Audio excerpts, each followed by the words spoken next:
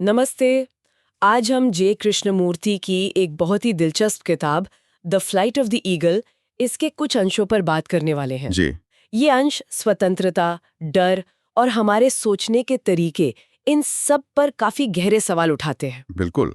कृष्णमूर्ति के विचार अक्सर हमें झकझोरते हैं, हमारी बनी बनाई सोच से थोड़ा परे ले जाते हैं। हाँ। उनका मकसद ही यही है कि हम सतही जवाबों से आगे बढ़ें और मन की उन गहराइयों को समझें जहां असल में डर पनपता है। अच्छा। तो आज कोशिश यही रहेगी कि ये समझा जाए कि कैसे कृष्णमूर्ति के अनुसार हमारा विचार ही डर पैदा करता है, और इसको समझकर ही सच्ची वो जो आंतरिक स्वतंत्रता है वो कैसे मिल सकती है। ठीक है, तो चलिए इसी को थोड़ा और खोलते हैं। कृष्णमूर्ति ना वो बाहरी स्वतंत्रता, मतलब जैसे कहीं भी आने जाने की आजादी, कुछ भी बोलने की आजादी। हाँ, रोजमर्रा वाली आजादी। हाँ, और जो सच्ची आंतरिक मतलब मनोवैज्ञानिक स्वतंत्रता है, उसके बीच एक साफ लकीर खींचते हैं। वो कहते हैं कि हम में से ज्यादातर लोगों के लिए आजादी बस एक ख्याल है, हकीकत नहीं। सही कहा। और यहीं वो ये बड़ा सवाल उठाते हैं कि क्या हमारा मन, जो अपने अतीत के अनुभवों से, अपनी कंडीशनिंग से, मतलब जो संस्कार हैं, उनसे इतना भरा हुआ है, क्या वो कभी सच में पूरी तरह से आजाद हो सकता है? या फिर क्या वो हमेशा अपनी कंडीशनिंग के चश्मे से ही दुनिया को देखता रहेगा?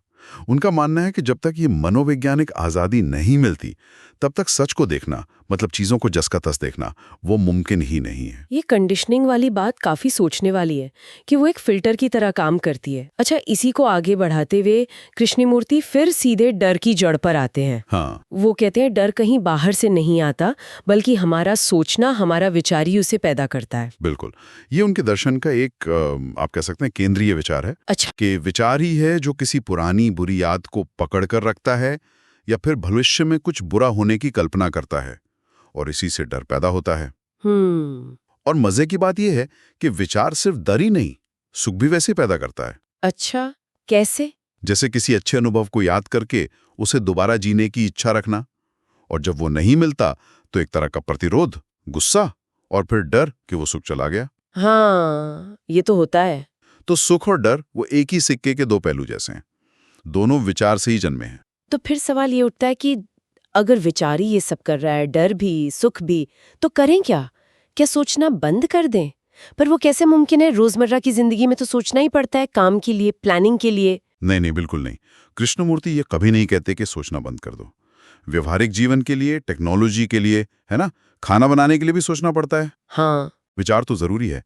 समस्या तब शुरू होती है जब यही विचार मनोवैज्ञानिक स्तर पर हावी हो जाता है, जब वो अतीत की यादों से या भविष्य की कल्पनाओं से जुड़कर पहचान बनाने लगता है, मैं और मेरा बनाने लगता है, और फिर सुख दुख पैदा करता है। अच्छा। तो कृष्णमूर्ति जोर देते हैं कि डर से मुक्ति किसी एक डर को जीतने में नहीं है, बल्कि डर पैदा कैसे होता है, उसकी पूरी प्रक्रिया क्या है, उसका ढांचा क्या है, उसको समझने में है। और इसे समझने के लिए वो कहते हैं कि बिना किसी पूर्वाग्रह के, बिना किसी नतीजे पर पहुंचे, बिना किसी आदर्श के, बस सीधे देखना होगा। हाँ, यहीं पर वो देखने वाले, ऑब्जर्वर, और देखी जाने वाली चीज, ऑब्जर्व्ड, के एक होने की बात करते हैं। ये सुनने में थोड़ा मुश्किल सा लगता है, मतलब देखने वाला और देखी जाने वाली चीज एक कैसे हो सकते हैं? हाँ, ये उनका एक बहुत ही महत्वपूर्ण बिंदु है। देखिए, आमतौर पर हम क्या सोचते हैं, मैं हूं और मेरा डर है। ये मैं जो डर को देख रहा है वो हो गया देखने वाला, ऑब्जर्वर, और डर हो गया देखी जाने वाली चीज, ऑब्जर्व्ड। हाँ, अलग अलग। कृष्णमूर्ति कहते हैं कि ये जो अलगाव है यही भ्रम है, यही संघर्ष पैदा करता है। जब आप डर को महसूस करते हुए ये देख पाते हैं कि ये जो देखने वाला मैं है और ये जो डर है, ये दो नहीं है, असल में मैं ही ये डर हूं, उस क्षण में जब यह एहसास होता है, तो वो जो ऊर्जा उस डर को बनाए रखने में या उससे लड़ने में जा रही थी, वो खत्म हो जाती है, क्योंकि अब कोई दूसरा है ही नहीं जिससे लड़ा जाए। कोई विभाजन नहीं रहा। कोई विभाजन नहीं, और इसके लिए कोई तरीका, कोई अभ्यास, कोई मेडिटेशन की विधि नहीं चाहिए। बस उसी क्षण में एक गहरी, बिना किसी चुनाव के सजगता, मतलब अटेंशन चाहिए। जैसे जैसे कोई शारीरिक खतरा सामने आए, मान लीजिए कोई सांप आ गया, हाँ, तो शरीर तुरंत प्रतिक्रिया करता है, हाँ, पीछे हटता है। वो बुद्धि है, डर नहीं। बिल्कुल, वो तात्कालिक प्रतिक्रिया है, बुद्धि का काम है। लेकिन मनोवैज्ञानिक स्तर पर ऐसा क्यों नहीं होता? राष्ट्रवाद, धर्म, इन विभाजनों में बुद्धि क्यों नहीं काम करती? क्योंकि वहां ये देखने वाला और देखी जाने वाली चीज का विभाजन बहुत गहरा है। वहां मैं अपनी पहचान को बचाता है, मेरा देश, मेरा धर्म, मेरा विचार। वहां बुद्धि की जगह डर और कंडीशनिंग काम करते हैं।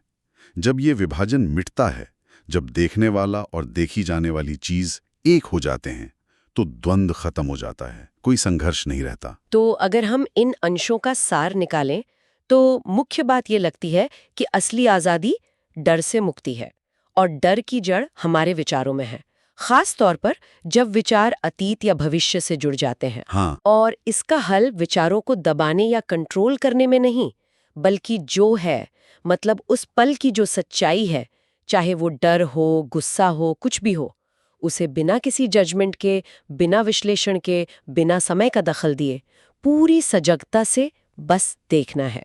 बिल्कुल सही कहा। जब मन इस तरह से बिना बटे हुए पूरी तरह से सजग होकर देखता है, तो कृष्णमूर्ति कहते हैं कि वो देखना ही अपने आप में क्रिया है, एक्शन है।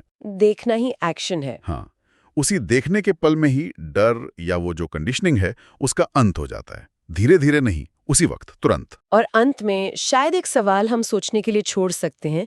कृष्णमूर्ति कहते हैं कि खुद को पूरी तरह जानना, अपनी ईर्ष्या, अपनी निर्भरता, अपनी आदतें, अपना सब कुछ देखना जरूरी है। जी, पर क्या ये सच में संभव है कि कोई इंसान अपने अंदर के इस पूरे चिड़ियाघर को, मतलब इतनी सारी जटिलताएं, इतने विरोधाभास, इन सब को बिना किसी तोड़ मरोड़ के, बिना किसी बचाव के सच में देख पाए? खासकर तब जब देखने वाला खुद उसी चिड़ियाघर का एक हिस्सा है। इस पर शायद सोचना चाहिए। ये गहरा सवाल है जिस पर विचार किया जा सकता है।